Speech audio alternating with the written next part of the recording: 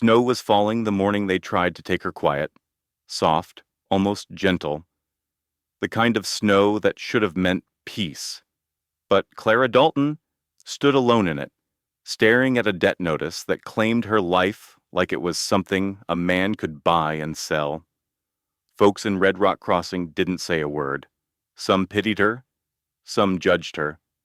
Most just looked away, pretending they didn't see a young woman being traded the way cattle are counted by weight, by need, by what a man owes. And yet, somewhere in that cold silence, a stranger dismounted his horse and asked just one question. How much no one knew, then how a single moment, one voice refusing to look away, would change an entire town. If this story touches your heart, don't forget to like, share, and subscribe. Now, let's begin. The first snow of December lay over Red Rock Crossing like a thin sheet pulled across a restless body. It did not soften the land. It only reminded folks how cold the high country could get when winter meant to stay. The cottonwoods along the creek shivered under a pale sky, and the wind carried the brittle smell of juniper and old earth as if telling the town to lower its voice. The church bell tolled slow, each strike rolling across the valley like a tired heartbeat. Clara May Dalton stood alone beside the fresh mound of earth, her gloved hand resting on the wooden cross hammered into the soil. Her breath rose in small, uneven clouds. In the other hand, she held two things, her father's worn pocket Bible and a spool of thread she'd taken from the lining of his vest that morning. His last, quiet reminder that she'd always been the one who could mend anything. She didn't cry, not because the grief wasn't there, but because crying felt too wild for the cold. The air itself held her tears, frozen somewhere behind her eyes. A few townsfolk had shown up. Pastor Wilkes murmured a prayer that vanished into the wind as soon as it left his lips. Jed the blacksmith nodded once at Clara from under his soot-dark hat. May from the Night Owl Saloon placed a simple bunch of dried flowers at the grave. No one stayed long. Folks in Red Rock knew when sorrow didn't want an audience. When the last footsteps faded, Clara exhaled, her body sagging as though the cold had weight. The wind caught at her shawl, tugging it like a child, seeking attention. She stared at the mound a long moment, at the rough soil, the pale cross, the Bible heavy in her palm, then whispered, "You left me, with nothing but questions. Pa." She knelt, brushing her fingertips across the cold earth.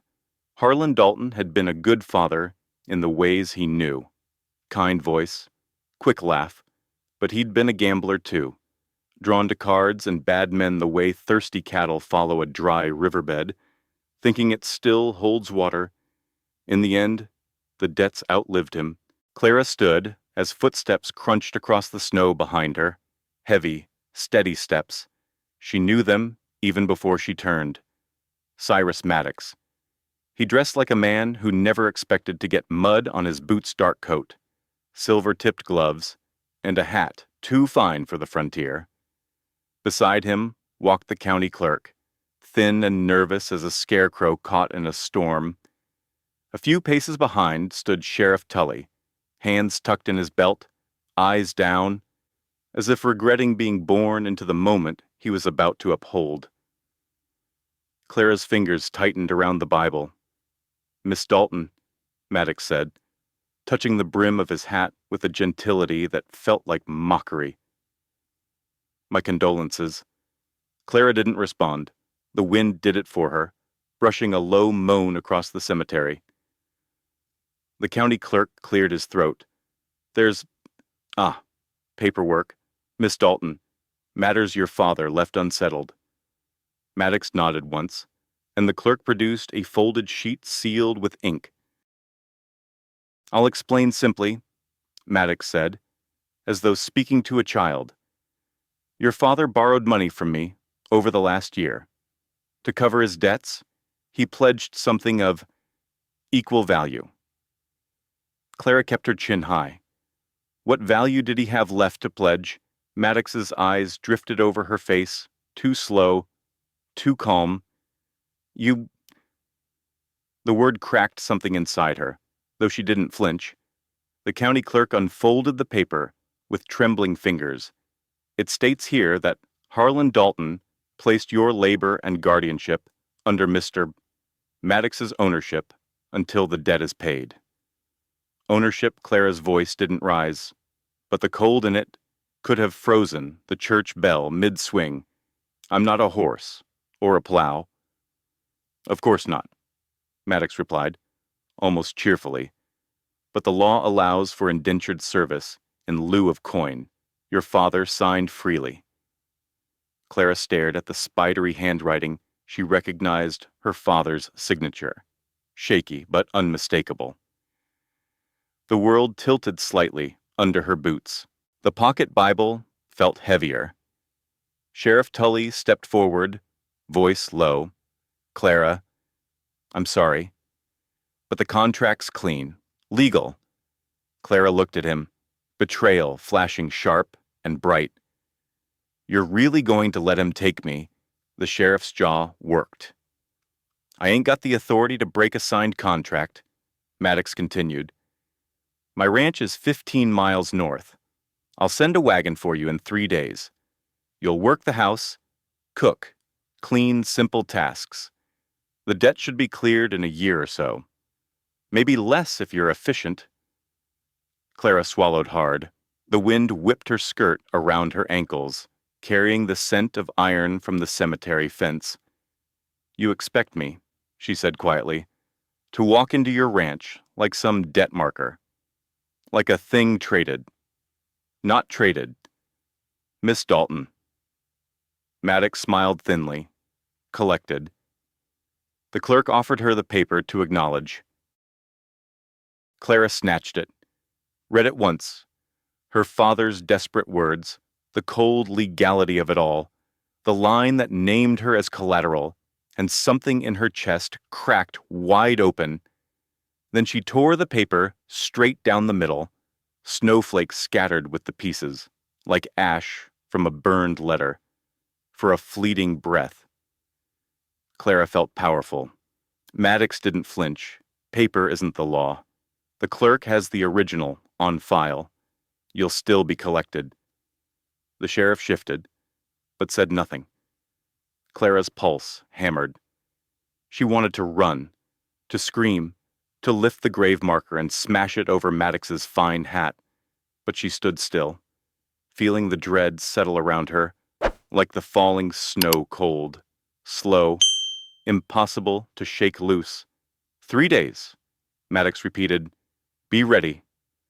They turned and walked away, the clerk stumbling through the drifts, the sheriff trailing behind like a man who'd lost a piece of himself. Clara remained alone by the grave.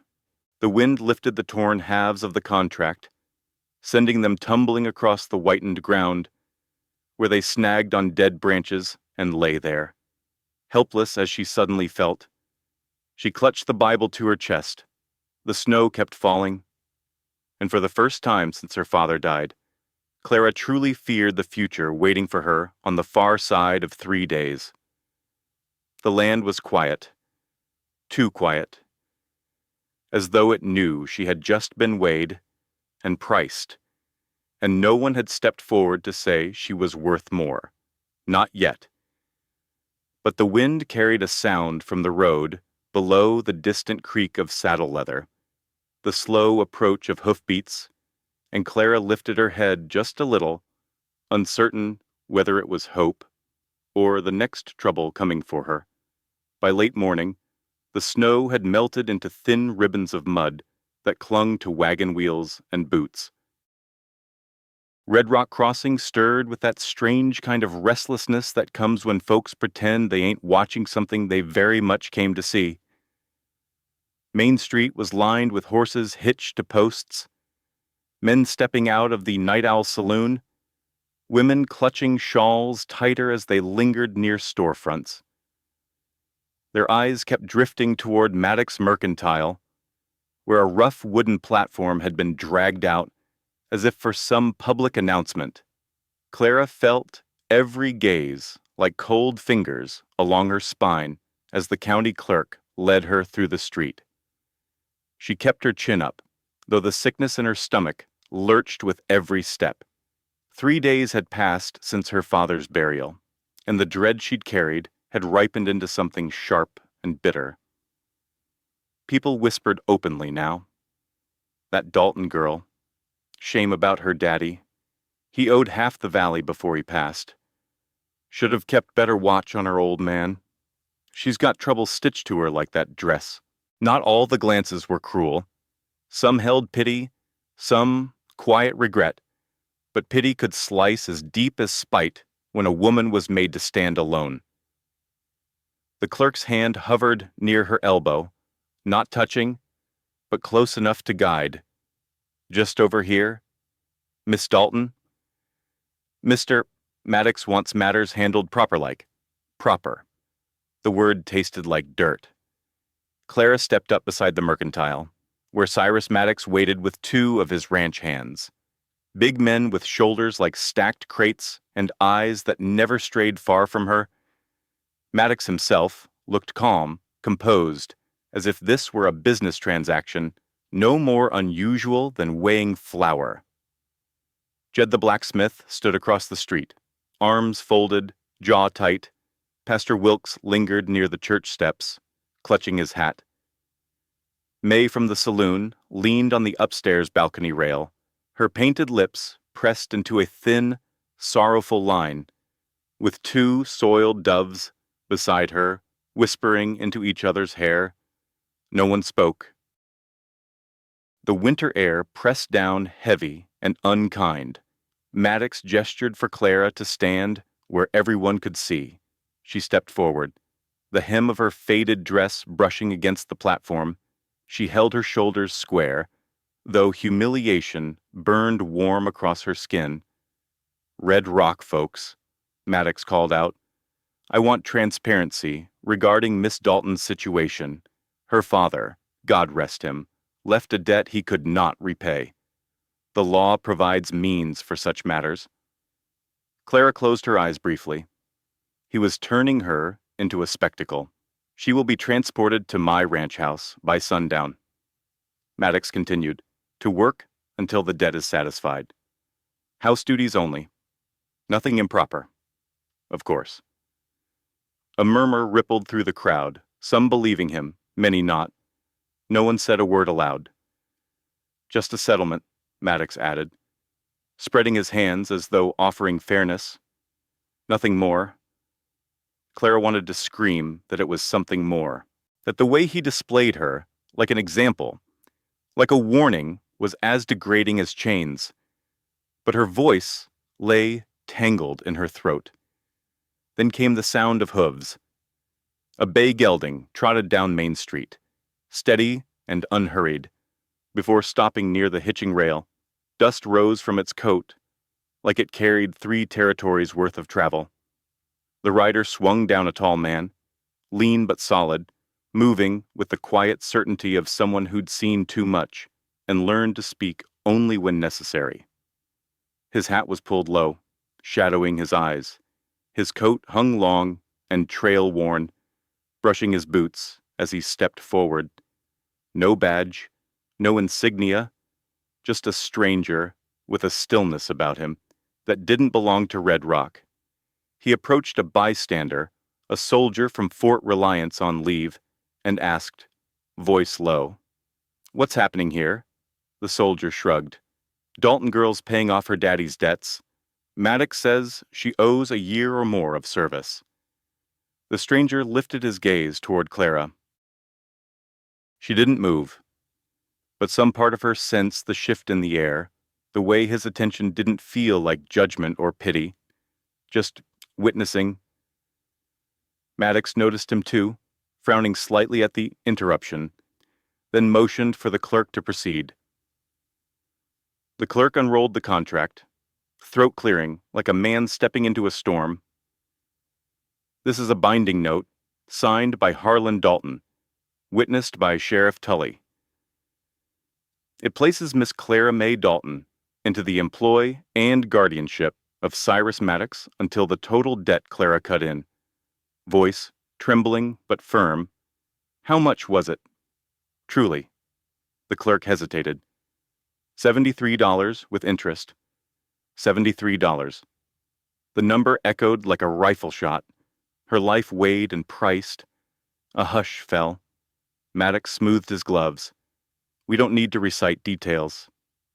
Miss Dalton, you'll be treated well enough at my ranch. Better than most in your position. Clara's jaw tightened. She felt the eyes of the entire town pressing on her, a mixture of fascination and fear, the kind that makes people watch cruelty just to ensure it doesn't come for them next. The clerk handed her a small trunk with her things, one dress, a few scraps of cloth, her scissors, and her father's vest. Pack quick, he murmured. His men will come by sundown. Clara's breath shuddered in her chest. She had never felt so owned. Then something inside her rose anger, sorrow, a last spark of dignity refusing to die quietly. She stepped forward, lifting her chin.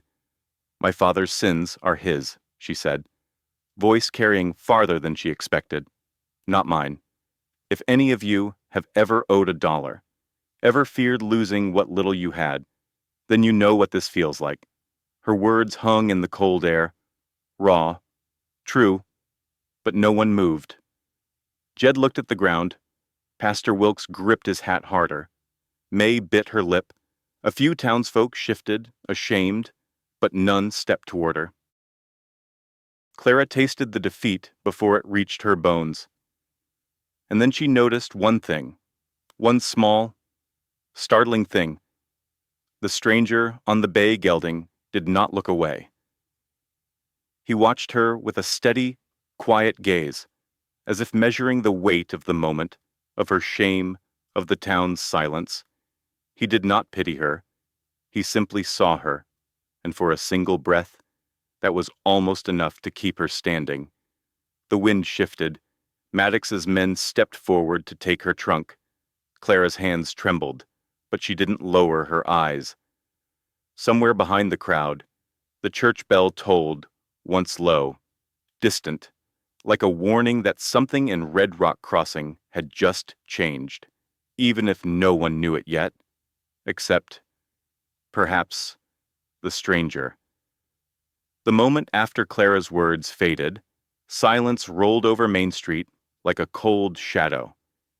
Even the wind paused, as if the whole town were holding its breath. The sheriff shifted uncomfortably. Maddox's men tightened their grip on her trunk. Clara's heart thudded in her chest, not from fear alone, but from the sharp realization that no one was coming. No neighbor, no friend, not even Pastor Wilkes, who had baptized her as a baby. Then a voice cut through the stillness. How much? It wasn't loud.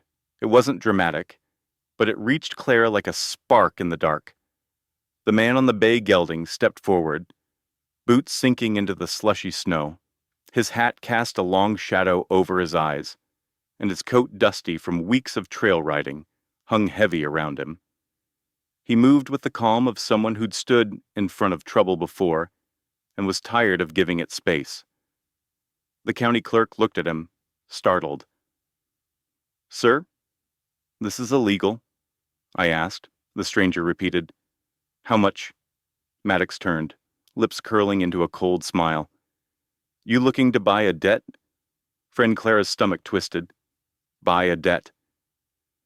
She hated the way he said it, like buying a rope or a barrel of molasses.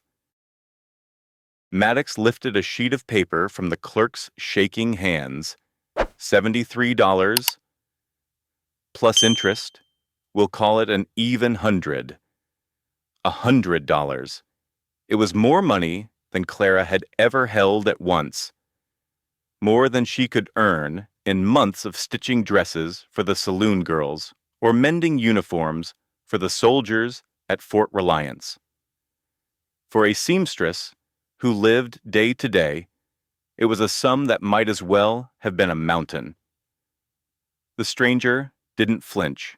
He reached into his coat, pulling out a weathered leather wallet folded soft at the edges. Then he untied a small buckskin pouch from his belt, its strings frayed, its shape bulging with a lifetime of saved coins. Years on the trail, maybe. A decade of long days and bad pay. Clara watched, breath caught tight. He set the wallet on a barrel top, then poured from the pouch. Coins clattered against the wood quarters. $50, silver pieces, worn smooth from passing through too many hands. He stacked bills, counted with a precision that held the crowd in a spell. $5, 10, 20, more. Every clink of metal felt like a strike against the humiliation Maddox had tried to bury her under. Maddox blinked, the smirk fading a fraction. Well now. Looks like our friend here's serious. Jed the blacksmith muttered something under his breath. Surprise etched across his soot-darkened face. May from the saloon leaned forward on the balcony rail. Her painted lips parted slightly. The stranger kept counting. 80, 90, 95, 100. Then he added more several coins, extra, pushed forward without hesitation.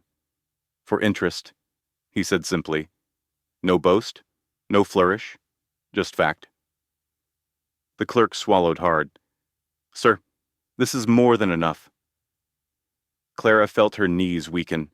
It wasn't the cold. It was the unreal sight of a man she'd never met, laying down the cost of her freedom like it was nothing more than a bill for supper. Maddox recovered quickly, greed smoothing his face into a satisfied grin. Debt cleared, he announced, reaching for the money like a man plucking ripe fruit. The stranger didn't look at him. Instead, he lifted the contract from the clerk's trembling hands. His fingers traced the ink, reading the clauses, absorbing the cruel precision of every line. Then, slowly, he lifted his head and met Clara's eyes. For the first time, she saw his face clearly. There was storm in his gaze, a mix of regret, resolve, and something else she couldn't name. Not pity, not savior's pride, something quieter, something older. She didn't know what he saw in her eyes, but his jaw tightened as if making a decision he'd already made days, maybe years, ago. Without a word, he turned and walked straight toward Jed's blacksmith forge. Jed blinked, confused, but stepped aside. A small fire glowed in the pit, coals shifting with the heat. The stranger held the contract above it, letting the warmth lick at the edges. Snowflakes hissed as they hit the iron rim. Clara's breath caught. Maddox took a step forward. Now hold on. But it was too late. The paper began to curl. Ink bled into black. Clauses, signatures, seals, all the things that had chained her, shrunk, and vanished into flame.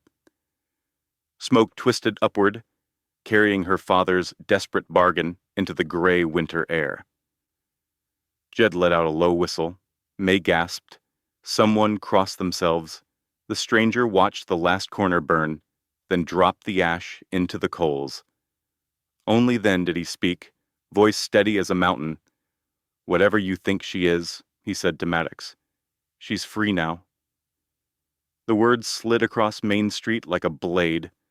Maddox's face went red, then pale, then something in between.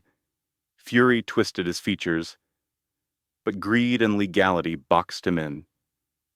The debt's paid, Sheriff Tully said grudgingly. Books are clean, nothing to enforce now. Maddox seethed. You think this changes anything? Booker. So that was the stranger's name. Eli Booker. A name Clara would carry with her for the rest of her life, though she didn't yet know why. Maddox snapped his gloves tight. You bought her freedom today, but you didn't buy yourself immunity. He stormed away, his men following like dogs tugged by invisible leashes. Main Street slowly came back to life, whispers rising like dust in summer heat. Clara stood frozen. No trunk, no chains, no contract, just a woman, free on paper, and shaken to her soul. She looked toward the forge. Eli Booker had already turned away, securing the buckskin pouch to his belt, as though he hadn't just spent the best part of his livelihood on a stranger. Why, she whispered, though the word barely reached him. He didn't answer. Not yet. But he looked at her once more, and in his eyes she saw something flicker, a hint of a man wrestling ghosts deeper than she could imagine. For the first time in days, the weight on her chest loosened, just a fraction, just enough to breathe. But hope, fragile as a glass thread, trembled in the cold air. And she had no idea what it meant, or what it would cost him, or her, not yet. The crowd drifted away in slow, uneven trails, as though no one quite knew how to break the strange spell that had settled over Main Street. Some people lingered long enough to cast Clara a final glance, half curious, half guilty, before ducking into shops or hurrying back to their chores. Soon the sound of boots on packed snow faded, and Red Rock Crossing returned to its ordinary winter hush. Clara remained standing on the boardwalk, her small trunk beside her, and the last wisps of smoke from the burned contract still clinging to the air. A future she had feared only minutes ago, one filled with Maddox's boots, pacing the hallway outside her door. One where she was nothing more than collateral had vanished in a handful of ash. She should have felt free. Instead, she felt hollow, like someone had scraped out everything inside her and left her standing on borrowed legs. A few yards away, Eli Booker was tightening the cinch on his bay gelding, preparing to mount up. Not a man who lingered, not a man who offered explanations. He didn't even glance back at her, as though freeing someone from legal bondage was something he did between morning coffee and a long ride north. Clara's breath caught in her chest. He was just going to leave. The thought struck harder than she expected. "Wait," she said, her voice cracking like ice underfoot. Eli paused, one hand on the saddle horn. The wind nudged his coat aside, revealing the faint outline of a revolver holstered low at his hip, worn smooth by years of use. He looked over his shoulder, not unkindly, but distantly, as though unsure she was calling for him and not someone behind him. Clara swallowed, her throat tight. "I can't just let you ride off after what you did." A flicker passed across his eyes. Not irritation, not pride, just a quiet weariness. "You don't owe me anything. That's not for you to decide," she said, taking a step closer. "Let me repay you somehow." He adjusted the reins but didn't mount. "Miss Dalton, that debt's already settled. Paid both ways." His refusal stung in a way she hadn't expected. "Please," she said, softer now. "I'm not asking to repay the money. Just let me do something. Anything." His gaze shifted toward the Night Owl Saloon behind her shop. He must have been hungry any man coming off a long trail would be. But saloon meals weren't cheap, and after emptying his savings onto a barrel, he might not have enough left for supper. Clara inhaled deeply. "I can't offer much," she said, trying to steady her voice. "But I can offer a hot meal." Eli hesitated, the line of his shoulders stiff.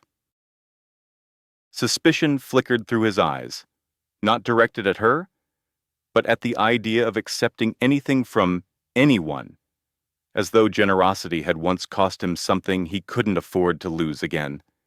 Finally, he nodded. Once, barely noticeable. "All right." Clara led the way to her sewing shop, tucked behind the saloon. She pushed open the door, and a wave of familiar scents greeted her: cotton, starch, old wood, and the faint, lingering sweetness of lavender soap from the dresses she'd pressed earlier that week. The space was small but warm, thanks to a potbelly stove glowing red in the corner. She moved toward the tiny backroom kitchen, where a kettle hissed on the stove. The rattle of chipped dishes filled the small space as she set two plates on the table, a narrow wooden slab scarred from years of needles, pins, and fabric shears. Eli stepped inside like a man entering someone's memory rather than their home. He removed his hat, dusted the snow from his shoulders, and lowered himself into the chair across from her. The faint strains of a piano drifted through the thin wall from the saloon next door, an out-of-tune tune about lost love and cheap whiskey. Clara served stew, a simple mix of potatoes, carrots, and leftover beef from May's saloon, simmered with onions until the smell warmed the bones. They ate quietly at first. He chewed like a man who had spent too many nights living on jerky and cold beans. "You didn't have to do what you did," Clara said eventually, her voice tentative. "Paying Maddox, burning that paper." Eli set his spoon down, rolling it between his fingers. His hands drew her eye the rough scars, the faded burn marks, the small groove near his knuckle that looked suspiciously like a bullet had once grazed there. These were not the hands of a simple ranch hand. "I've seen too many bad bargains in my time," he said finally. "This one, I could afford to break." "But it wasn't your burden," she whispered. He glanced at her, expression unreadable. "Sometimes that's the point." Silence settled again, but this time it felt less sharp. Clara watched him study the steam curling from his bowl, as though gathering thoughts he wasn't ready to share. "My father," she began, then paused.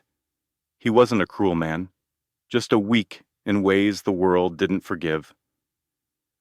I don't blame him for everything. But being paraded out there, like something to be claimed," her throat closed. Eli didn't interrupt. He simply listened, his gaze steady, his jaw set with a quiet understanding that made the room feel smaller, safer. "Folks looked at me like I was trouble, wrapped in calico," she said. "Like maybe I deserved it. You didn't—" He answered, the words low, firm. It surprised her how much she needed to hear that. When the bowls were empty, Clara stood and gathered the dishes. She felt Eli preparing to leave, the air shifting as he rose from the table and reached for his hat. "Wait," she said again, softer than before. He stopped in the doorway, half turned toward her. Clara crossed the small room to a shelf where she kept a few personal things keepsakes, reminders of a life that had changed too quickly. She picked up her father's old pocket Bible, the cover cracked and faded from years bouncing in his coat. She walked it to him with both hands. "You paid for my freedom," she said. "Let me at least trust you with something that belonged to him." Eli stared at the Bible as though it were a live ember. Something flickered behind his eyes. Regret, maybe, or grief, or recognition. He accepted it slowly, his fingers brushing hers, only for a breath. "I'll bring it back," he murmured. Clara nodded, though she wasn't sure why her chest tightened when he said it. He stepped out into the cold night, hat low, coat whipping in the wind. For a long moment, Clara watched him walk down the boardwalk, his boots leaving lonely prints in the slush. He didn't look back, but she wished he had, because something in her sensed that the man walking away with her father's Bible was carrying more than scripture. Tonight he was carrying the first fragile thread of a trust she didn't yet know how to name. And the night felt suddenly colder without him in the room. Cyrus Maddox sat alone in his office, above the bank, staring at the street below as if the dirt itself had betrayed him. The midday sun slanted through the tall windows, glinting off the brass fixtures and polished columns he'd imported from Denver. It should have comforted him. Instead, it only reminded him of how quickly power could slip if not gripped tight. He kicked over a ledger in rage, papers scattered across the carpet like startled birds. "They're talking," he hissed. His foreman, a thick-shouldered man named Carver, shifted uneasily. "Folks talk all the time, Mr. Maddox. Not like this." Maddox's voice cracked like ice. "Half the saloon is whispering about that cowboy, about how he stood up to me, how he burned that paper like law means nothing in my town." Carver knew better than to comment. Maddox paced, boots snapping against the oak floor. Red Rock Crossing forgets easy. But I intend to remind them who feeds them credit, who keeps their ranches afloat when winter takes 2/3 of their herd. They need to remember. He stopped, eyes narrowing, and Clara Dalton needs to learn her place. Carver nodded, receiving the order without Maddox saying another word. Trouble began the next morning. The first blow landed quietly. A dress Clara had sewn for the preacher's wife never reached its destination. The freight boy shrugged, helplessly, said it must have fallen off the wagon somewhere between here and Fort Reliance. The preacher's wife didn't accuse Clara outright, but her pursed lips and stiff posture spoke louder than any words. The second blow came louder and nastier. A young soldier staggered into the Night Owl saloon, the sun barely down. He wore a torn dress coat, the sleeve dangling loose. Stitches ripped clean. He threw the ruined jacket on the table and barked for everyone to hear. "This is the work that seamstress Dalton does. Hell, my horse could sew straighter." Laughter rippled across the bar, sharp as broken glass. Someone muttered Clara's name. Someone else mentioned debts.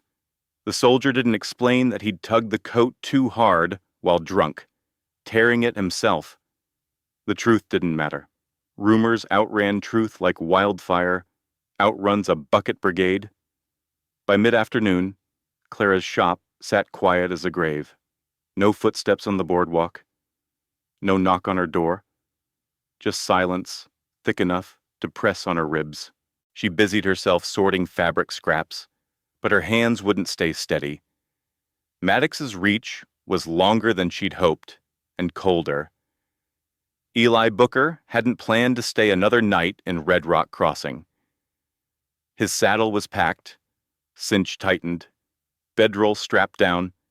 He'd even returned Clara's Bible earlier that morning, resting it on her counter with a simple, "I'll be heading out." He'd meant it. But as he passed her sewing shop on the edge of dusk, something glinted unnaturally in the frost. He stopped, stepping closer. The lower pane of her window was shattered. Shards of glass lay scattered across the sill. A rock sat on the floor inside, wrapped in a scrap of paper. Eli crouched, retrieving it with a quiet inhale. Scrawled across the note in a jagged hand were the words, "Debts never really die." He folded the note carefully, jaw tightening. This was no message for Clara alone. It was a warning for him for meddling, for shaming Maddox in front of the whole town. He didn't hesitate. He led his horse to the hitching post, tied it off, and pushed open Clara's shop door. She looked up sharply, needle still in her hand. "Eli, I thought you were." He lifted the broken glass from the door frame. "Did you see who did this?" Clara shook her head. "No. I heard something around supper. Thought it was just wind." Eli didn't answer.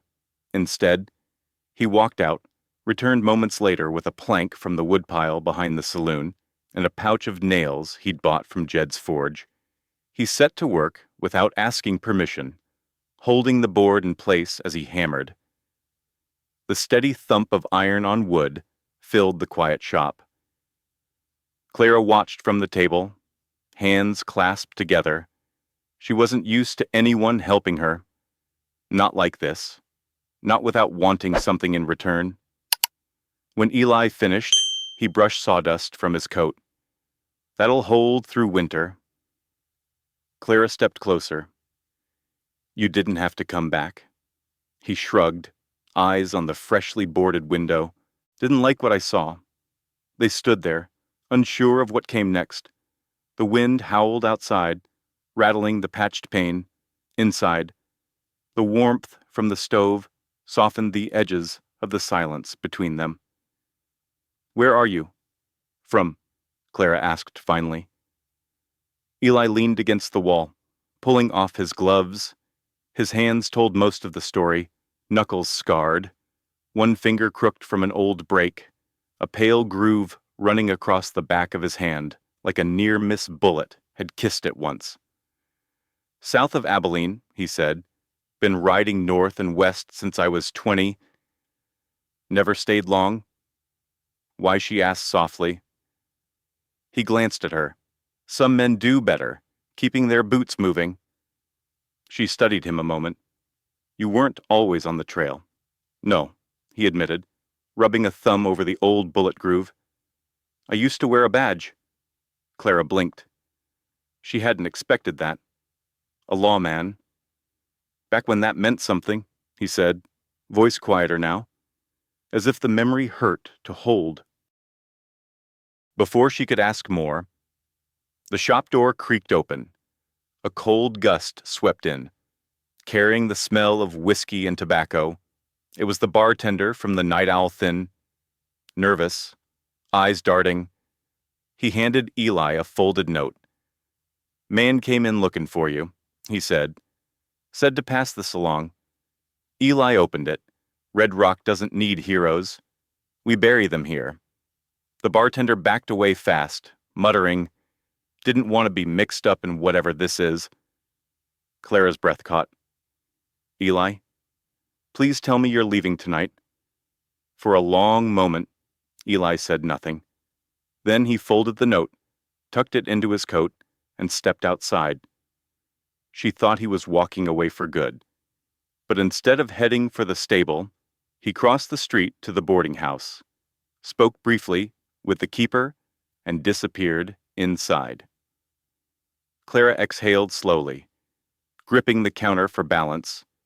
He wasn't leaving. Whatever storm Maddox was brewing, Eli Booker had chosen to stay for it, and that truth unsettled her more than the broken glass ever could. The storm came in fast, faster than anyone in Red Rock expected. 1 hour the mountains were sharp as cut stone against the sky, and the next, they vanished behind a moving wall of white. Snow slashed sideways, driven by a wind that screamed down Main Street like a freight train with no intention of slowing. Chimneys coughed smoke sideways, doors slammed shut, horses in the livery stamped and snorted, sensing what was coming long before the people did. By sundown, the town had folded in on itself, each home barricaded against the cold. Lamps glowed dim behind frosted panes, and the streets emptied as if Red Rock had been erased from the world. Clara Mae Dalton was banking the stove in her sewing shop when she heard it someone pounding frantically on her door. She cracked it open, and a blast of icy air tore the warmth from her skin. Pastor Wilkes stood there, snow crusted on his shoulders, eyes wild. Tommy's gone, he gasped, went to fetch wood from the shed. He never came back. Clara didn't hesitate. She grabbed her thickest shawl, tied it tight around her neck, and stepped into the storm without a second thought. Pastor, go home, she shouted above the wind. If he comes back, he'll need you. But I'll search behind the livery and down by the creek. She insisted, you stay by the fire. If Tommy sees a light, he'll run to it. The pastor wavered, anguish carving deep lines into his face, but he nodded. God bless you. Clara. Snow swallowed his words before they reached the end of the street. She bent her head into the gale. Boots sinking through drifts already past her ankles. The world shrank to the reach of her own breath. The church steeple was a dark blur through the white haze. The Night Owl's saloon, usually bursting with noise, looked like a shuttered ship caught in ice. Somewhere between Jed's forge and the stable, she nearly collided with a shadow moving fast against the wind. A hand gripped her arm. Clara. It was Eli Booker, the one man she hadn't expected to see out in a storm like this. Snow clung to his hat brim, dusting his coat. His voice was low, sharp. "What the hell are you doing out here? Tommy's missing," she said. "He went to get wood." Eli muttered a curse, looking toward the livery. "A kid can freeze in 15 minutes out here." "I know," Clara said, lifting her shawl higher. "That's why I'm looking." For a second, he stared at her as if conflicted between yelling at her to go home and admiring the fact she was out here at all. Then he took her by the elbow, not forcefully, just enough to keep her steady. "Stick close," he said. "Wind's shifting. Hard to hear anything but it." They moved quickly, heads down, boots crunching through drifts. The livery loomed up like a dark, snow-covered barn. Behind it, the wind came in sharper bursts, funneling through the alleyways and carrying stings of ice that bit exposed skin. No tracks. Clara shouted. They'd be covered now. Eli scanned the whitened ground. "Let's check the churchyard." They trudged past the church, its tall wooden cross rising from the snow like a warning. The saloon was silent. Even the piano inside had gone still. Swallowed by the storm. "Tommy," Clara called. Her voice swallowed instantly. "Tommy, can you hear me?" Eli cupped his hands to his mouth. "Tommy, answer if you can." "Nothing. Just the wind tearing across the rooftops." They pushed on toward the creek, the cold seeping through Clara's gloves until her fingers burned. The darkness deepened, the storm thickening into a white veil that erased the world, one breath at a time, then so faint she almost doubted it came a tiny, broken cry. Clara's head snapped up. There Eli heard it too. They moved toward the sound, slipping, stumbling over snowdrifts. Clara nearly fell, but Eli steadied her with a firm grip. The cry came again, weak, somewhere near the old cottonwood tree by the frozen creek. There Eli pointed. Under a fallen branch, half buried in snow, lay Tommy Wilkes. His little body shook violently, lips blue, eyes barely open. Tommy Clara dropped to her knees, brushing snow from his face. He whimpered, clinging weakly to her arm.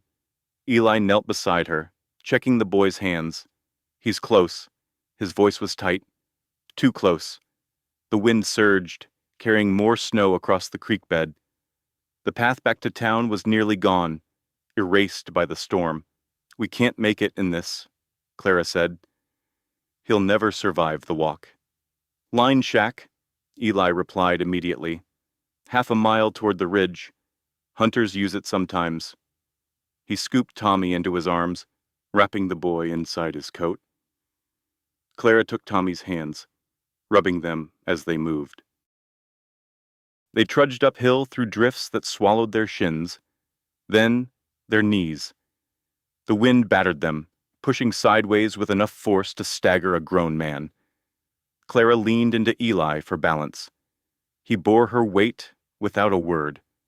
At last, through the white blur, a dark shape emerged, a weathered shack, leaning slightly as if exhausted by the years. Eli kicked the door open. The interior was small, only a cot, a half-broken chair, and a cold, stone fireplace. But it was shelter. Clara rushed inside, clearing debris from the hearth. Eli laid Tommy on the cot and tore apart an old crate for kindling. Clara struck a match with trembling fingers. The flame flickered, died, flickered again, then finally caught. Warmth began creeping into the room, barely perceptible but life-saving. They wrapped Tommy in old blankets and sat on either side of him, rubbing his arms and legs. Clara pressed his tiny hands between her own palms, whispering encouragement through chattering teeth. Eli removed his gloves and took over warming Tommy's fingers. His hands shook, not from the cold, Clara realized, but from something deeper, something old and heavy. She watched him a moment. His jaw was clenched hard, eyes fixed on the boy as though he were trying to will breath into him. "Eli," she said softly. "He's going to be all right." Eli didn't answer at first. When he finally spoke, his voice was barely a rasp. "I've lost a kid before." Clara's breath caught. She wanted to ask, but his eyes dark. Haunted told her not to, so she reached over, her hand brushing his wrist in a gesture so small it might have been an accident. His hand stilled. The shaking stopped for a moment. The fire crackled, casting amber light across the cramped space. Outside, the blizzard howled, determined to swallow everything. But inside the shack, 3 people shared one breath, one hope, one fragile warmth holding back the whiteout. Tommy stirred, whispering something too faint to understand. Clara exhaled shakily in relief. Eli closed his eyes, just for a moment. But the storm was far from over, outside and within. The storm rattled the boards of the lined shack long into the night.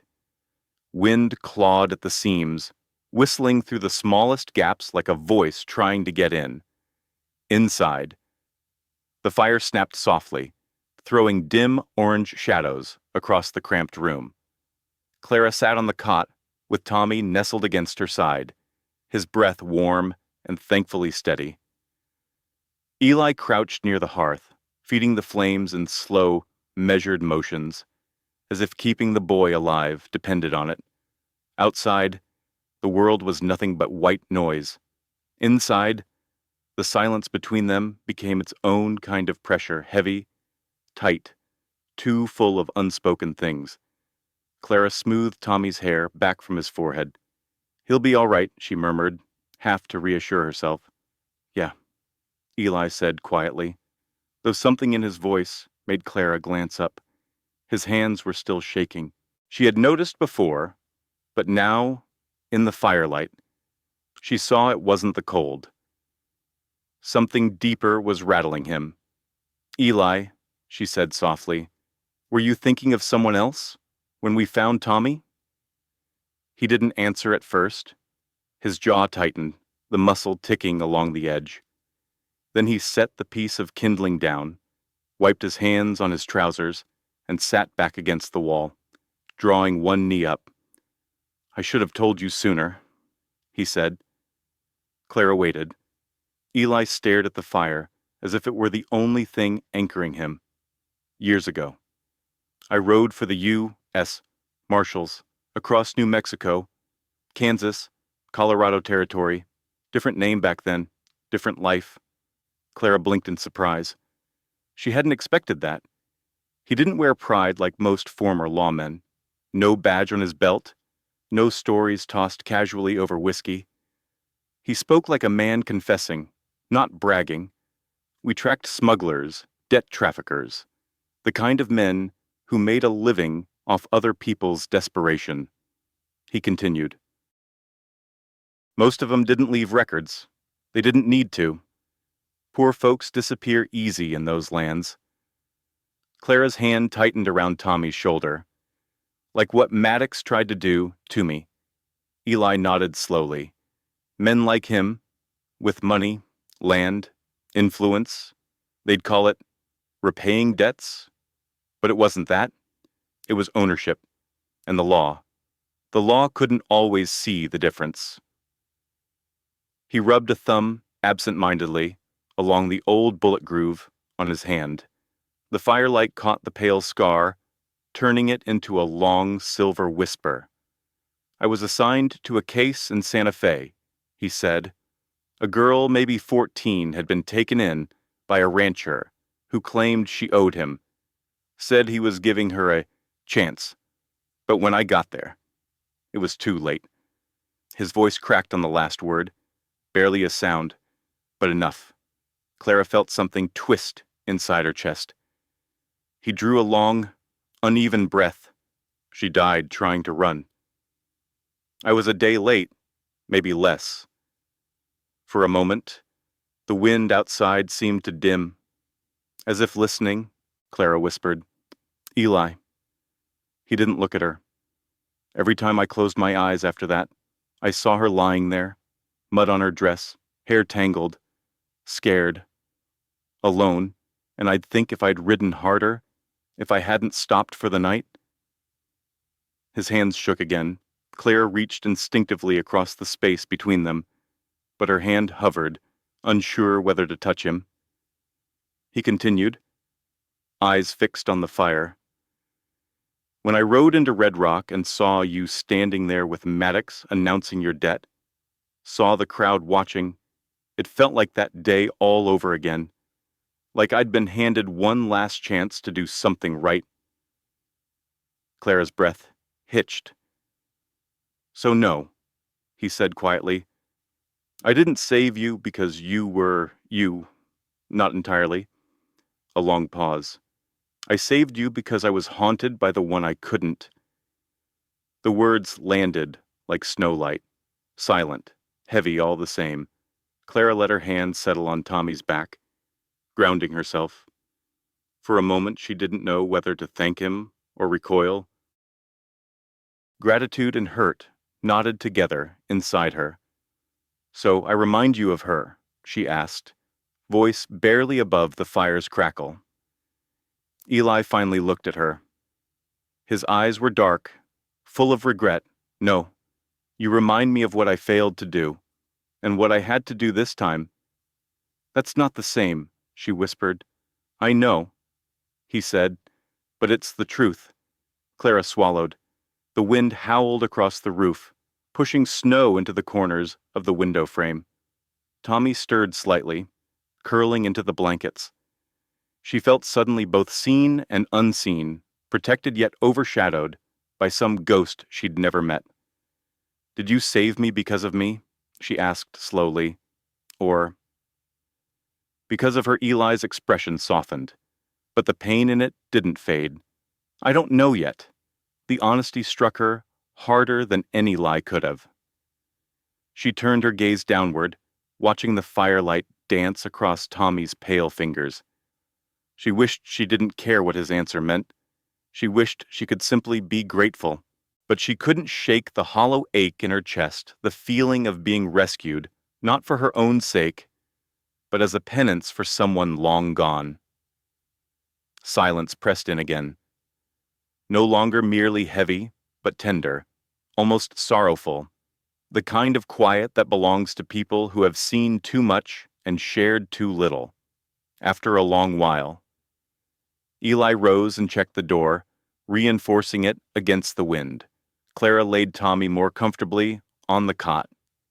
Outside, the storm began to tire, its fury softening into weary gusts.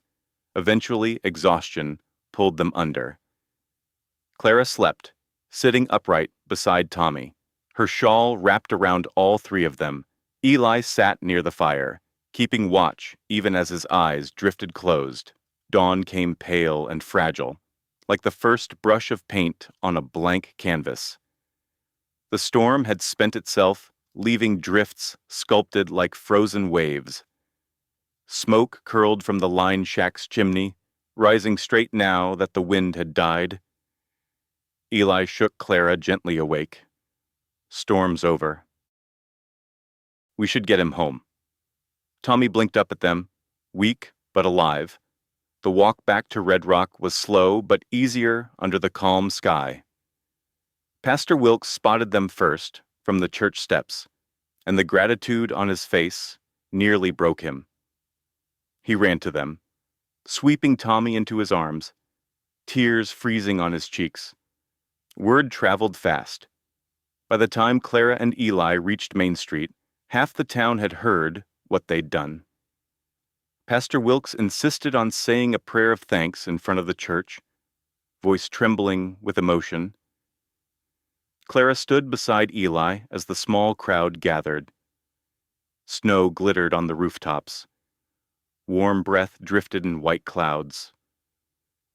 But farther down the street, leaning against the post outside the bank, Cyrus Maddox watched them with narrowed eyes, calculating, measuring. He had seen Eli's face now, really seen him. And in that moment, Clara knew Maddox had just realized Eli Booker was far more than a wandering cowboy. The storm had passed, but another was coming. Red Rock Crossing woke slowly after the blizzard. Like a creature stiff from sleep, snowdrifts sparkled along Main Street, shoveled into high ridges against fences and storefronts. Smoke crept lazily from chimneys.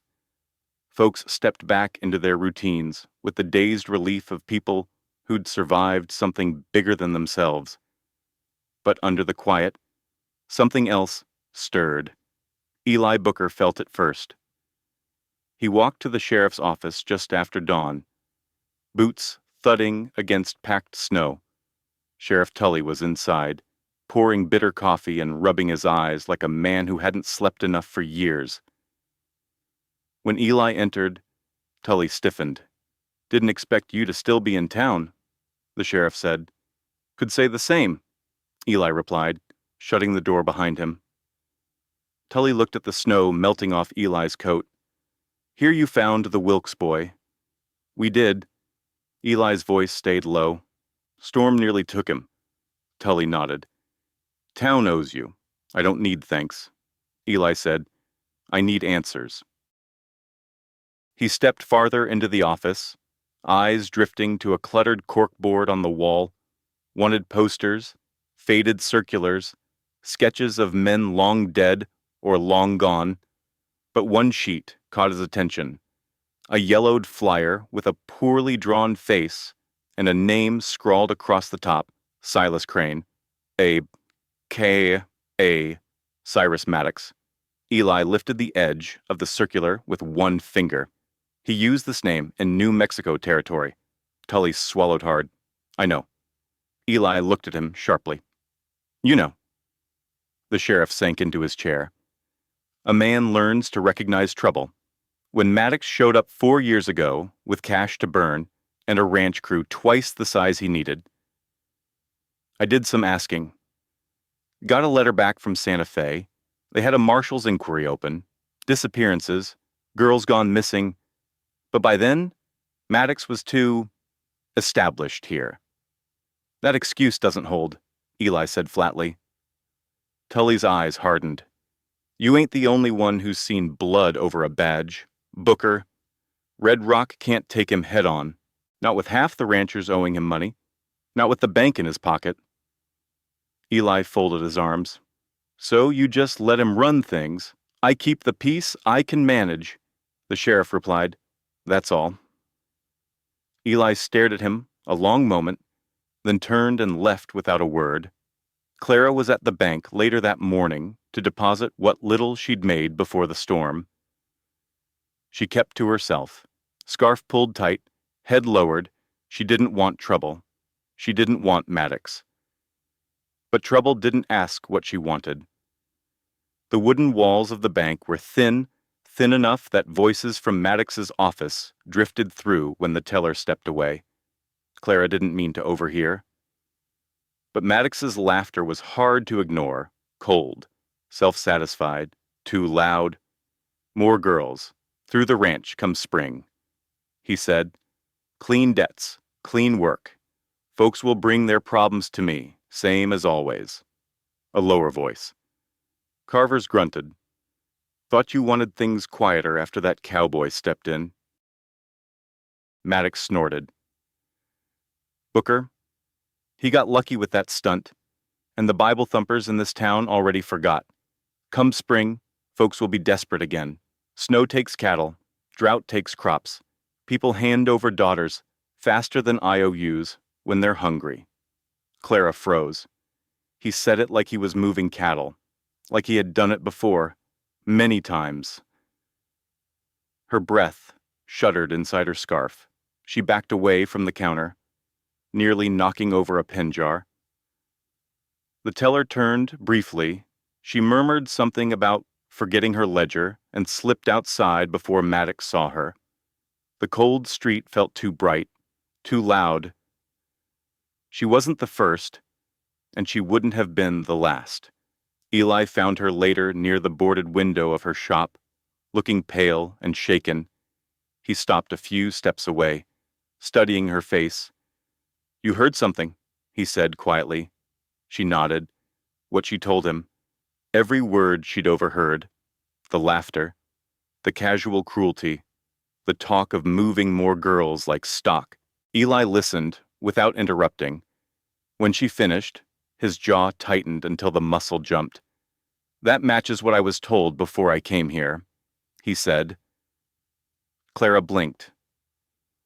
"What you were told," Eli exhaled slowly, as if letting go of something heavy. "I didn't just wander into Red Rock. I came on a tip. A contact out of Santa Fe heard Maddox was setting up the same system here: debt bondage, forced labor, girls disappearing. I followed the trail. It led straight to this town." Clara took a step back. "So you were investigating, yes. You came here with a mission, yes?" Her breath quickened. "So what was I?" "Elam. Another name on your ledger." His eyes flashed with something that looked like pain. "No." Then what she pressed. "Part of your case. A way to get close to Maddox, no." He said again, sharper this time. "You were a person standing in the same damn trap I've seen too many times. I couldn't walk away." Clara swallowed, unsure if she believed him or if she wanted to. He ran a hand through his hair. "I didn't plan on revealing who I was. Not for a while. I'm not a marshal anymore. Not by title. But when I saw you being sold, I couldn't stay quiet." "You should have told me," she whispered. "I know." The silence between them thickened, filled with things neither knew how to say. Finally, Eli reached into his coat and unfolded a paper, a list of past victims. "Old notes, scars of another time. I can't take Maddox down alone," he said. "I need testimony. Someone willing to say what he tried to do." Clara stiffened. "I need you," he said quietly. "Your voice." Her heart pounded hard enough to ache. "Eli, I..." She looked toward the street quiet, snow-bright, deceptively calm. She thought of Maddox's laughter, of Tommy half frozen under a branch, of the girl Eli never saved. She also thought of being used again, this time not by Maddox, but by a man whose truth had come too late. "I need time," she said, turning away. Clara. But she stepped into the cold, into the sunlight sharp as knives, without looking back. Her breath fogged the air. Her shawl whipped in the wind.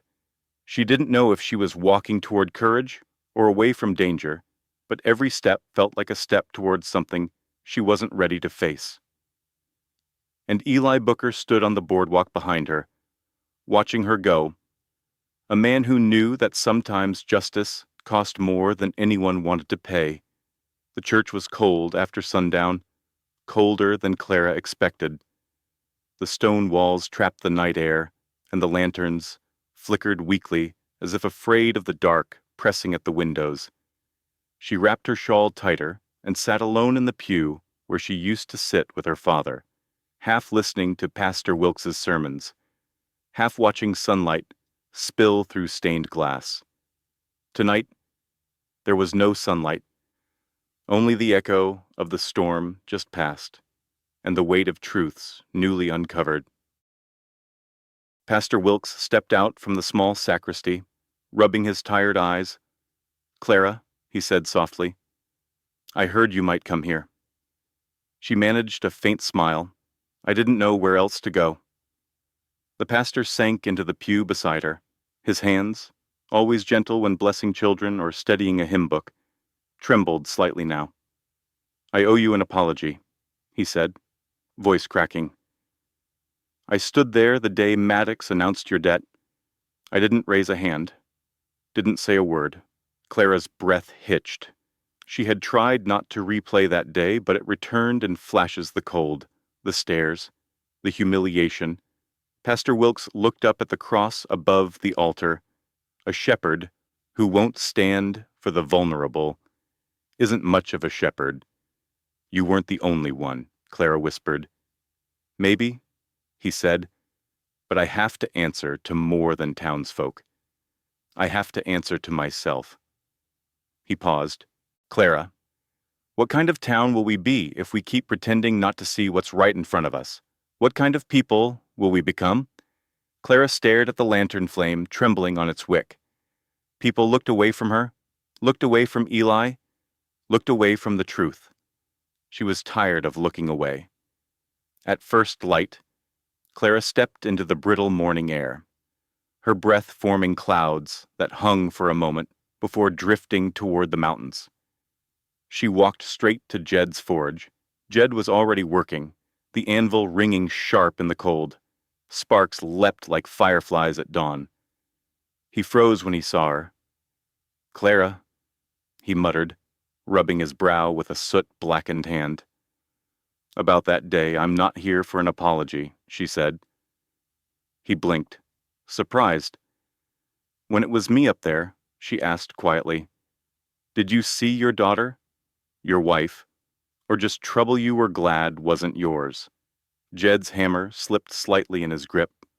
The sound of it hitting iron was thinner, weaker. He swallowed hard. "I saw someone I should have defended." She nodded once. No anger, no accusation, just truth. Next, she went to May's saloon. The night owl was still waking up chairs flipped upright, the piano being tuned by a sleepy-eyed musician. May stood behind the bar, hair pinned up, eyes lined with fatigue and last night's paint. "Clara." "Honey," May said, with genuine warmth, "you scared me the other night, running off in that storm." Clara stepped closer. "May, when it was me on that platform, did you see yourself?" May's expression softened, then crumpled. "I saw every girl who's walked into my saloon, hungry and afraid," she whispered. "I saw what I might have become if I hadn't gotten lucky." "You saw," Clara said gently, "but you didn't act." May nodded, tears pricking her lashes. "Not then, but give me the chance now, and I will." Clara left her with that promise. She visited the boarding house next. Mrs. Barnaby, the keeper, wiped flour off her apron, surprised to see Clara so early. "When it was me up there," Clara asked again, "did you see anyone you loved, Mrs.?" Barnaby's face flushed with shame. "I saw myself as a girl, before I had the courage to run from a man like Maddox." She pressed a hand to Clara's cheek. "Child, you remind us what fear makes us forget." Meanwhile, Eli Booker moved through town with quiet purpose. He talked with old ranch hands who once worked Maddox's ranchmen who had been fired for asking too many questions. One handed Eli a ledger, thin and brittle with age, its pages marked with initials and numbers that didn't match any cattle count. He spoke to a former housemaid from Maddox's ranch, now sweeping the floor at the Night Owl. She hesitated at first, glancing around nervously, but when Eli showed her the faded marshal's badge, tucked inside his coat, something in her posture changed. She whispered about girls who'd arrived in the night and vanished by the next season. Eli wrote everything down, every name, every date. Every hush money payment she described. By noon, he had enough to fill a case file. By dusk, he had enough to break a man. But evidence wasn't enough, not in a town afraid of its own shadow. He needed voices. He needed Clara's. He needed red rock to stop looking away. At sunset, the church bell rang, a sound rarely heard outside Sunday service. Folks stepped onto porches, confused. Pastor Wilkes stood at the doorway of the church, ringing the bell himself. A meeting of conscience, he announced through cupped hands. Tonight, all are welcome. Word spread fast. By the time the moon rose, nearly the whole town had gathered inside ranch hands. Wives, saloon girls, shopkeepers, soldiers, miners, even old man Prentice who hadn't left his cabin since summer. Clara sat near the front, heart thumping. She could feel dozens of eyes flicker toward her, each carrying its own mix of guilt, admiration, and quiet fear. Then the back doors opened. Cyrus Maddox entered, Carver trailing behind him like a shadow. Maddox wore a confident smirk, as if attending his own coronation. "Evenin', Pastor," he said loudly. "Hope this isn't another sermon about debt, because I've heard that one." Clara tensed. Pastor Wilkes didn't answer. From the center aisle, a figure rose to his feet. Eli Booker. He removed his coat slowly. The room grew still. Pinned inside the lining, catching the lantern glow like a shard of old justice, was a marshal's badge worn, scarred but unmistakable. Gasps rippled through the pews. Eli walked to the pulpit, laid the badge gently next to the Bible, and turned to face the congregation.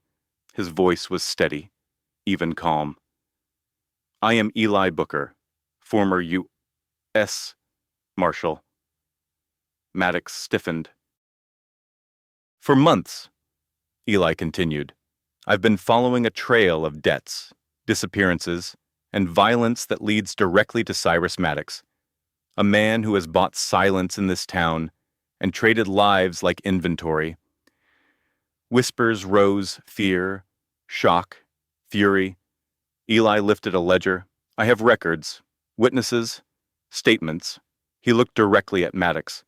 "And tonight, we're done looking away." Clara felt something ignite inside her resolve, trembling but real. Red Rock was waking up, and Maddox felt it. For a long second, the whole church held its breath. Eli Booker's badge lay on the pulpit, old, scuffed, but shining with a weight that made the lantern light seem brighter. Maddox stared at it as if it were a rattlesnake coiled on the Bible. Then he laughed, loud, sharp, echoing off the rafters like something cracked. "You folks really falling for this," he said, spreading his arms wide. "That badge is old enough to belong in a museum. Man rides in off the trail, waves a story around, suddenly you think he's your savior." No one answered. Maddox strode up the aisle, boots thudding against the wooden floor. "Listen to me. You all owe me. Your mortgages, your seed loans, your winter credit. Without me, there is no Red Rock. I'm the only reason this town didn't blow away 10 years ago."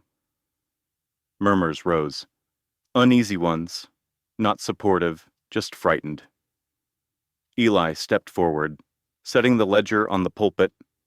"Debt doesn't give you the right to own people," he said evenly.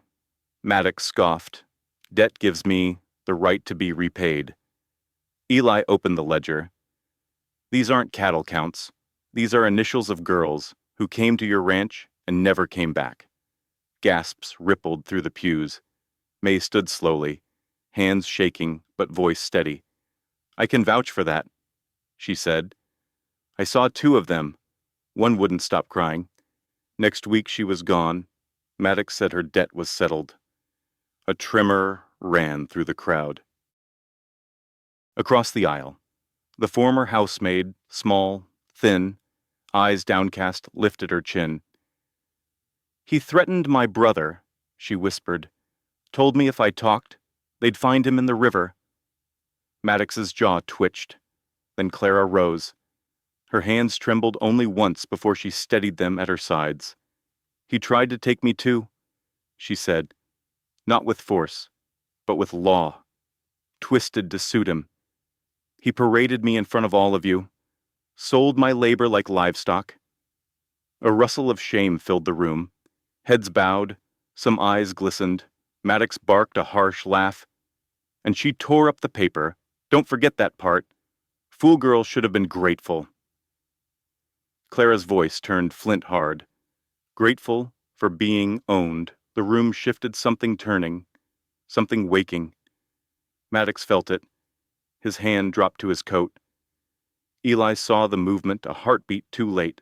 A flash of metal, a breath held, the blast of a gun tearing the sacred stillness. The sound exploded through the church, rattling the hymn board from the wall. Screams rose like a flock of startled birds. Eli staggered back, the bullet hitting his shoulder with enough force to spin him half around. He went down on one knee, teeth clenched, blood already blooming across his shirt. Clara cried out, but the sound was lost in the chaos. Maddox raised his gun again, breath harsh, eyes wild. I built this town, he roared. I own it. He would have fired. He would have killed Eli, maybe Clara next. But Jed the blacksmith, big, solid, quiet Jed, moved with the suddenness of a striking bull. He launched himself down the aisle, slamming into Maddox with a roar that shook dust from the rafters. They hit the floor hard, the gun clattering across the boards and skidding under a pew. Carver lunged forward, but Pastor Wilkes stepped in front of him, surprising even himself. No more, the pastor barked, voice breaking with a fury he'd held back too long. Carver froze, uncertain now that the whole town was watching. Sheriff Tully recovered next. For years he'd stood on the edge of this moment, too afraid to choose. But here, in the church, where he'd baptized children and buried good people, he finally found the line he wouldn't let be crossed. He pulled his cuffs from his belt. "Cyrus Maddox," he said, voice steady, "you're under arrest." Maddox fought, snarling, but Jed held him down with the weight of a lifetime of regret. The sheriff cuffed him while half the town watched, no one looking away. Not this time. A strange, fragile quiet settled. Smoke from Maddox's revolver drifted upward, coiling through the air like a curse, losing strength. Clara ran to Eli. He was sitting upright, barely, one hand pressed to his shoulder. Blood seeped through his fingers, warm and dark. "Easy," he muttered, trying to push her hand away. "Don't," she said, voice trembling. "Let me help." He tried to smile, but grimaced instead. "You always walk into danger, Clara. Only when someone I know is too stubborn to duck." She tore open the embroidered handkerchief she kept tucked in her sleeve, her father's initials stitched carefully in the corner. The only fine thing he ever owned. She pressed it against Eli's wound, firm and desperate. He hissed in pain, then exhaled. "Clara, you shouldn't." "I should," she said softly. "And I will." Maddox was dragged to his feet. People parted around him, not out of fear, but disgust. The sheriff escorted him out into the cold night, lantern light spilling across the snow. Inside, the church slowly steadied. Clara remained kneeling beside Eli, her hand shaking as she held pressure on the wound. Warm blood seeped through the cloth, staining her fingers. "Stay with me," she whispered. Eli's breathing was shallow, but steady. "I'm not going anywhere. Not this time. Not from her. Not from the truth, finally dragged into the open." Outside, the bell tower creaked in the wind. Inside, the town of Red Rock Crossing faced itself and chose to stand. But the danger wasn't gone. Not yet. Because even as Eli leaned against her, wincing, Clara felt the tremor of fear deep in her bones. What lay ahead would test them both, and she didn't know if she was ready. The days after the shooting moved slower than winter molasses. Red Rock Crossing walked softer, breathed quieter. Folks still spoke Maddox's name, but now in past tense like he was already fading into a bad memory. Word spread fast an escort from Fort Reliance had taken him in chains. Headed south toward Santa Fe, where the first warrants waited, he'd stand trial where the soil remembered what he'd done. For the first time in a long while, the town buzzed with something like cautious hope. And Eli Booker lay in a spare room at Mrs. Barnaby's boarding house, staring at the ceiling as pain wound through his shoulder like a stubborn snake. He'd survived worse, but surviving always came with restlessness. By the fourth morning, he sat up on his cot, arm in a sling, boots on the floor. Mrs. Barnaby fussed at him, telling him he was too pale to be upright. He gave her a tired half-smile and said he'd ridden through worse weather with worse wounds. But what truly bothered him wasn't the pain. It was the badge on the nightstand. His old marshal's star sat there like a ghost of a man he no longer wanted to be, someone who carried justice in one hand and regret in the other.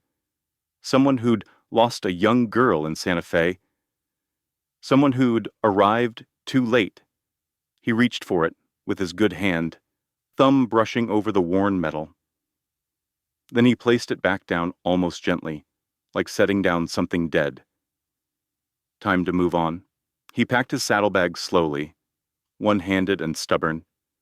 Bedroll, trail biscuits, spare shirt, his father's old knife, a handful of coins he'd earned mending fences across counties. Everything he owned fit neatly into 2 small bags. Before sunrise, he stepped out into the cold hallway. Beside the door, he paused. The badge was still on the nightstand. He left it there. Clara found it later that morning. She'd come to check on him, carrying a loaf of maize bread wrapped in a towel. She expected to hear him groaning, complaining, or at least breathing inside the room.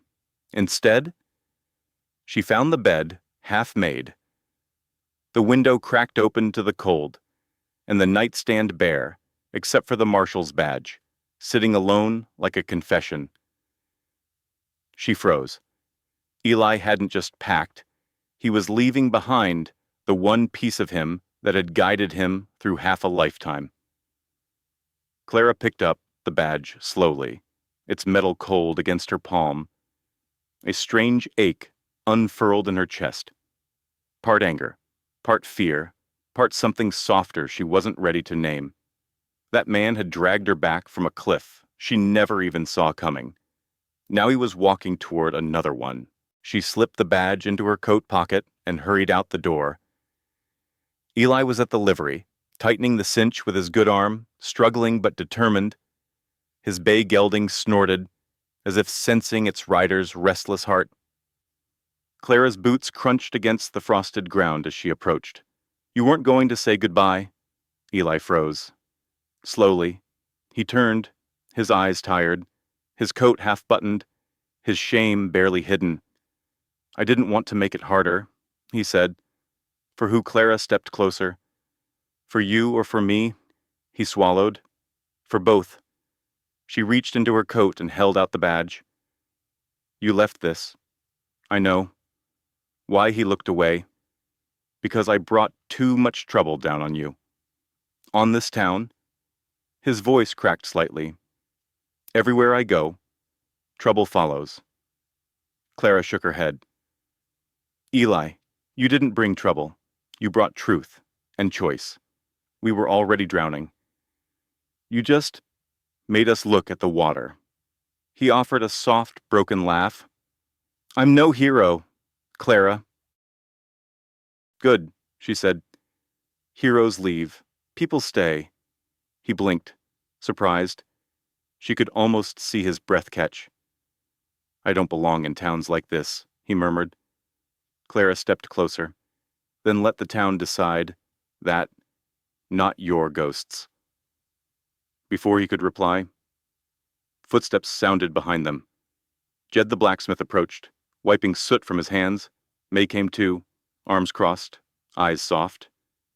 Pastor Wilkes, Sheriff Tully, Mrs. Barnaby, and a handful of townsfolk gathered near the hitching post. It wasn't a mob. It wasn't a crowd. It was community. Jed cleared his throat. You planning to slip out without a word to those who owe you a drink? May smirked. Or 3 drinks, cowboy. Pastor Wilkes folded his hands. You've done more good here in 1 month than some men manage in a lifetime. Red Rock could use someone like you. The sheriff stepped forward, rubbing the back of his neck. We'll need help sorting out Maddox's records. Folks he hurt, folks he threatened. I can't do it alone, Mrs. Barnaby added. And who's going to help Clara with that window? When the next windstorm hits, I sure can't lift a hammer. A wave of warmth rolled through Clara's chest. Eli looked from face to face, puzzled, touched, undone. It was the look of a man who'd spent years riding alone, unable to imagine being wanted anywhere. Clara reached into her pocket again, pulling out the badge. You burned a piece of paper that said I was owned, she said softly. Maybe it's time you burned the idea that you don't deserve a place to belong. Eli stared at her, as if those words reached some place he didn't know how to guard. For a long heartbeat, the cold morning held still. Eli exhaled a long, slow, fragile breath. I don't know how to stay, he whispered. Clara offered the smallest smile. Then learn. The rest of us did. Behind her, the townsfolk nodded quiet, steady, strong. Eli looked at his horse, looked at the open road, then looked back at Clara. She was what decided it. He removed his hand from the reins. The wind carried the softest whisper through the livery rafters, as if the town itself finally sighed in relief. Eli Booker wasn't riding out. Not today. Maybe not for a long while. But belonging. That was a battle he wasn't sure he knew how to win. And Clara, standing in the soft winter light, was the first person to ever tell him he could. Spring came slow to Red Rock Crossing, but when it finally arrived, it arrived with purpose, creeping through the valley in soft greens and pale golds, warming the earth as though apologizing for the winter it had dragged behind it. A full year had passed since the storm, since the gunshot, since the night a town stopped pretending it didn't see, and bit by bit, Red Rock had changed. The old Maddox Bank sign had been taken down the previous summer.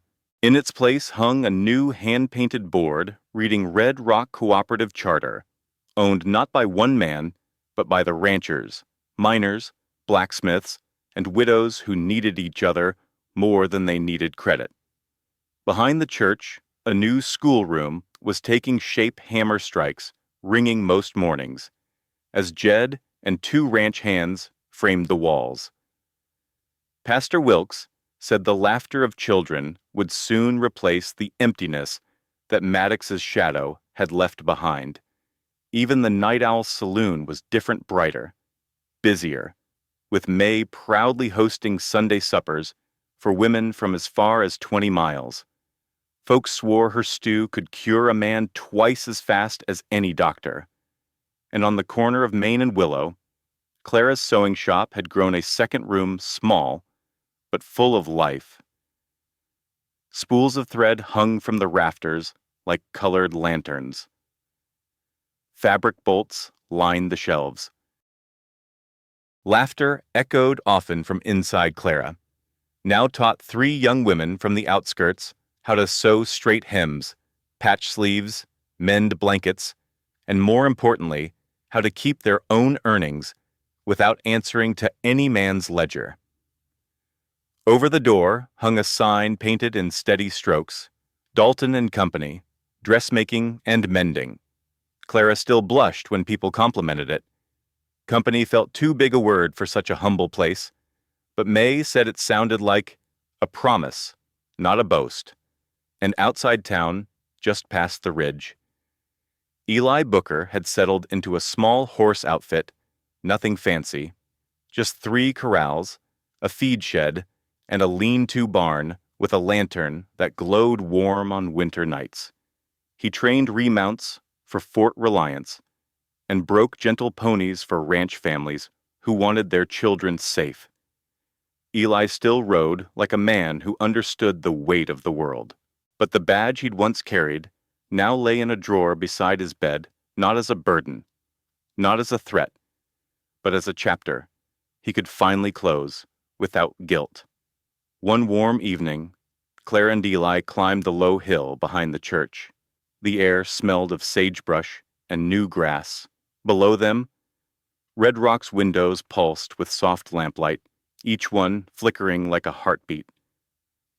They walked slowly between the stones until they reached Harlan Dalton's grave, a simple marker, with a name that had caused both sorrow and strength. Clara knelt for a moment, letting her fingers brush the cool earth. Eli stood beside her, holding a folded sheet of paper. It was brittle with age, edges torn, ink smudged, Maddox's copy of the old loan note. The sheriff had returned it once the court declared it evidence no longer needed. Clara rose and took it from Eli's hand. For a long while she read it silently, the signatures, the cruel clauses, the price someone had dared to put on her. But the shame that once choked her was gone now, washed away by a year of choices she made with her own hands. When she finally looked up, her voice was steady. "I thought this paper defined me." "It never did," Eli replied. She smiled gently. "Maybe. But for a long time, I believed it." Eli stepped closer. "Your father's debts don't have your name on them anymore." Clara nodded slowly. "They never should have." A quiet breeze moved across the hill. Tugging at her skirt, she struck a match, shielding the flame in her palm. For a moment, the tiny fire reflected in her eyes, steadfast, calm, hers. She touched it to the edge of the paper. It caught quickly, curling at the corners, just like the first contract in Jed's forge a lifetime ago. But this time, it was her hand letting it go. Eli watched as the flame brightened, turning debts into nothing more than drifting smoke. The last ash fluttered upward, carried off the hill, and scattered over Red Rock's rooftops like gray snow. Clara exhaled a breath she felt she'd been holding for years. "They brought me here," she said softly. "All those mistakes, all those debts, all that pain." Eli's eyes met hers. To this hill she shook her head, stepping closer. To this town, to these people. Her voice lowered. "To you." Eli's breath caught, just slightly. He reached into his coat pocket, and for a moment Clara thought he might hand her another burden to burn. But instead, he held out a simple silver ring, thin, unpolished, shaped by Jed's hammer. "I didn't know if I should ask," he said quietly. "Didn't know if I deserved to." Clara didn't let him finish. She slipped the ring onto her finger as naturally as threading a needle. No ceremony, no audience. Just the quiet evening wind and the shadow of the church steeple watching over them. "You don't have to deserve a place to belong," she whispered. "You just have to choose one." Eli swallowed hard. "Then I choose here," Clara smiled. "And I choose you." They stood together on the hill, watching the last sliver of smoke drift across the darkening valley. Below, the lights of Red Rock Crossing glowed like a lantern, cupped in gentle hands. Not a single chain tied either of them anymore. Not a debt. Not a bargain. Not a past that sought ownership.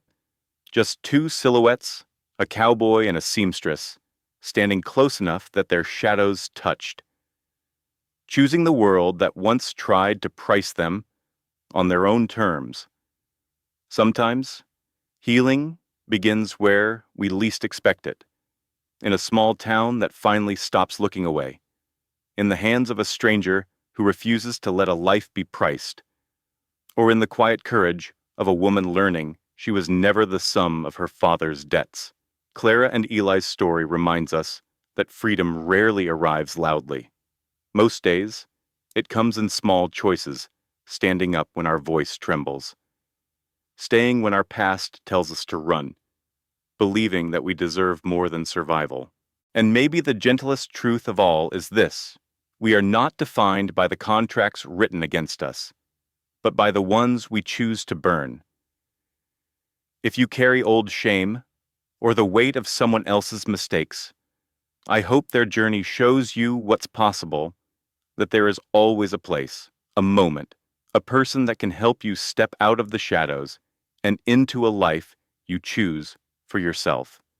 Thank you for spending this time with us, for listening, for feeling, and for walking beside Clara and Eli through every storm and quiet moment. Stories like this live on because of hearts like yours. Every like, every share, every subscribe isn't just support for the channel. It's a small act of kindness, a way of helping more people find the warmth and hope hidden in these forgotten corners of the Old West. Thank you for being here with us. Every like, share, and subscribe helps us tell more stories that touch the soul.